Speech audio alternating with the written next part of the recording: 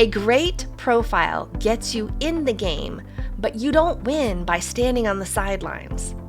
In this next part, we are talking networking, how to engage with intention, connect with the right people, and build a presence that attracts the kind of opportunities you actually want. If you've ever wondered what to say, who to reach out to, or how to follow up, this is your roadmap. Now let's move to the next key, network. So a great profile is just the first step, but you don't win the game by standing on the sidelines looking sharp. You win by getting in the game. So let's talk networking. Networking on LinkedIn isn't about spamming connection requests and hoping for the best.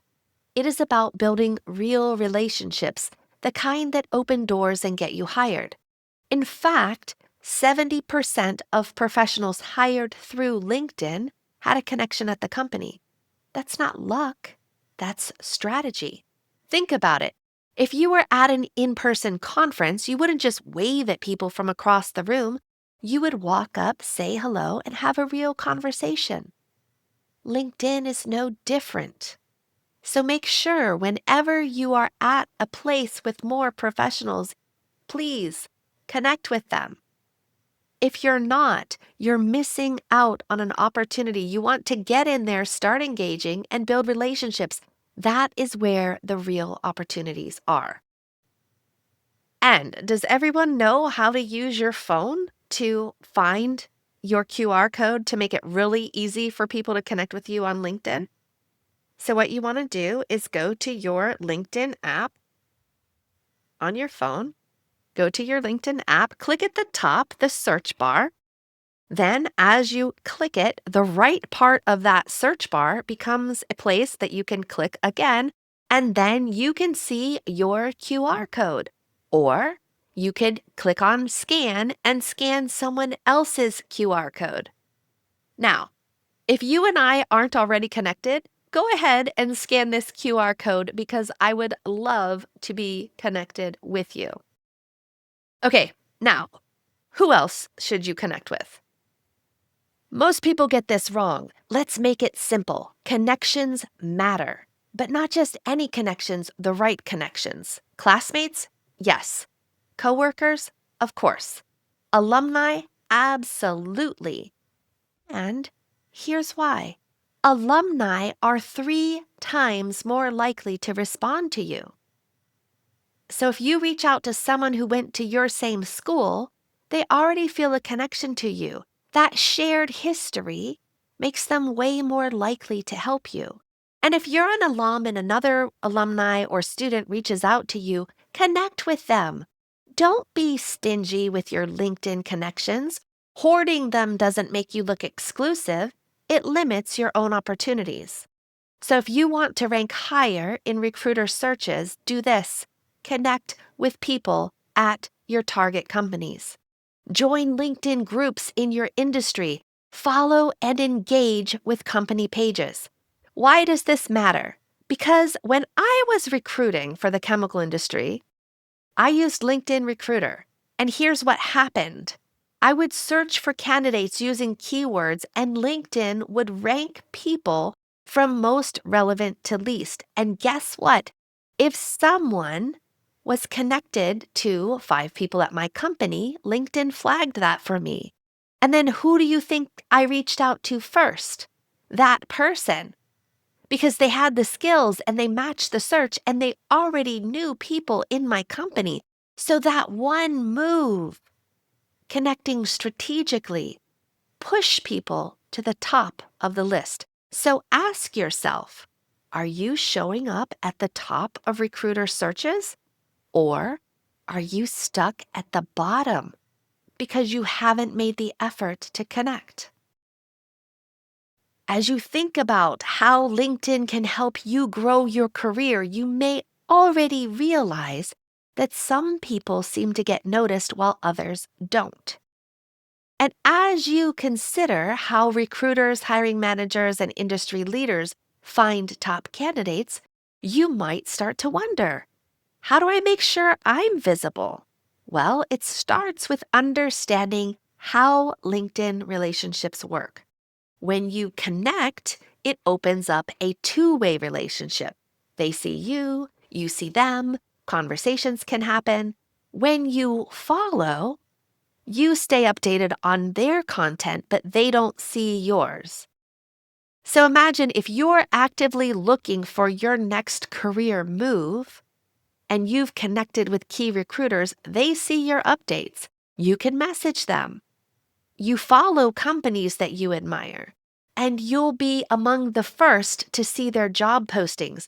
You engage with their content, and without even realizing it, your name starts becoming familiar to decision makers.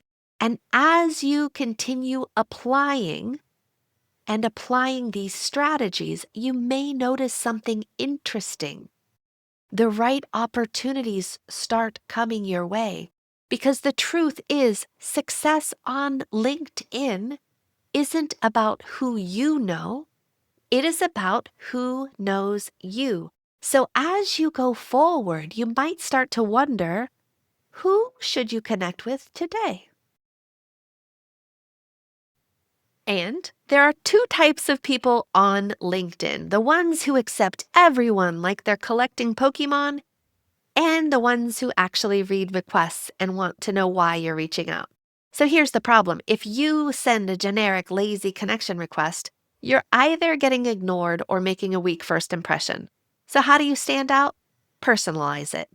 The wrong approach: hi, I see you have a job opening. I'm the perfect person for it. Spoiler alert, you're not. And they don't care about you yet. So the right approach is, hi, name. I really enjoyed your post on topic. I'd love to connect and learn more about work in your industry. See the difference? One is needy. The other is relationship focused. All right, let's talk about the fastest way to kill your chances on LinkedIn. Don't say, can you recommend me for a job at your company? Translation: you don't know me, but please put your reputation on the line for me. Why does this fail? It is transactional.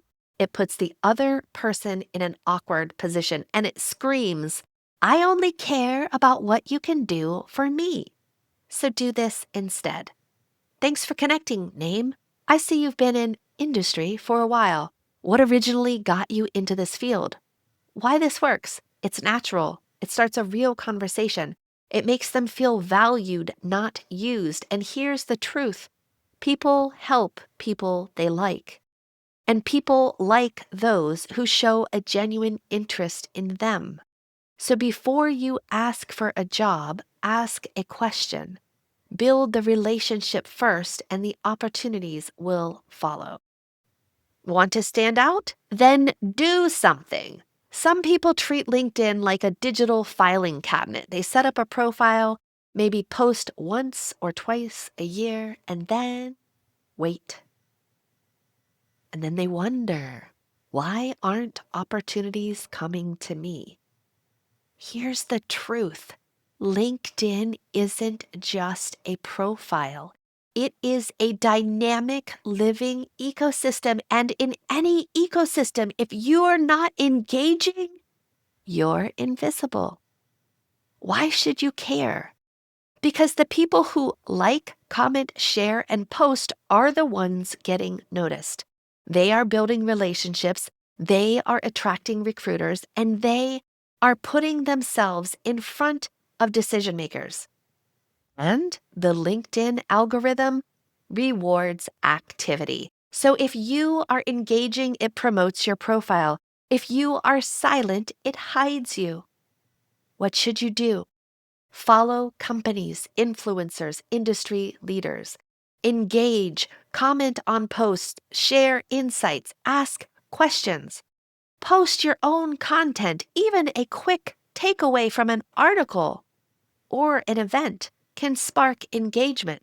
And if you want even better results, use an image, you'll get twice the engagement. Use a video, you will be 5 times more likely to start conversations. So here's the key. Engagement fuels networking, and networking fuels growth.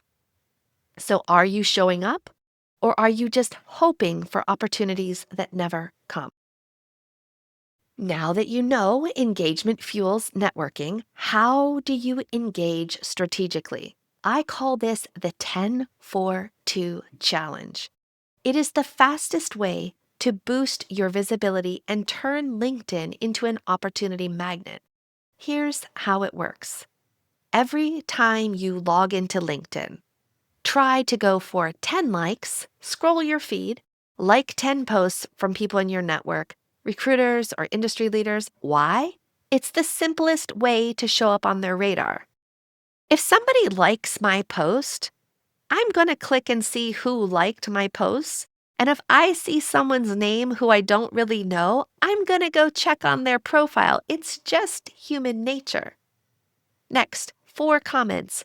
Pick 4 of the posts and drop a thoughtful comment.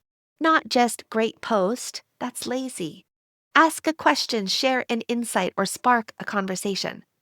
Then, 2 shares. Find 2 posts that resonate with you and share them with your perspective. This positions you as someone who provides value. Why does this work?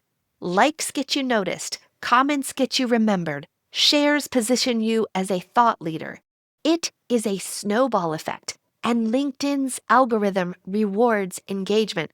So the more active you are, the more it pushes your profile in front of the right people.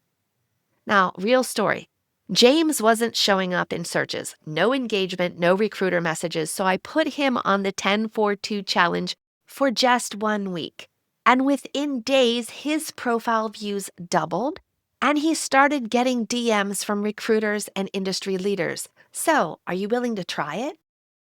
Now, some people always come up and ask me, every day? You want me to do 10-4-2 every day?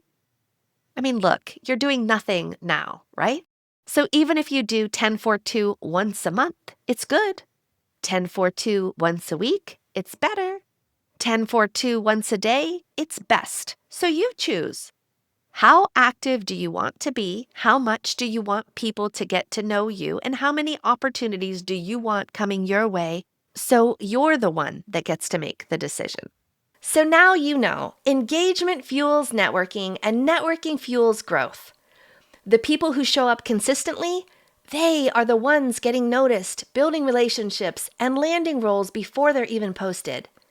In part 5, we will tie it all together, how to use LinkedIn for strategic job search, smarter applications, and even personal development through LinkedIn Learning. If you're ready to go from invisible to in demand, don't miss it.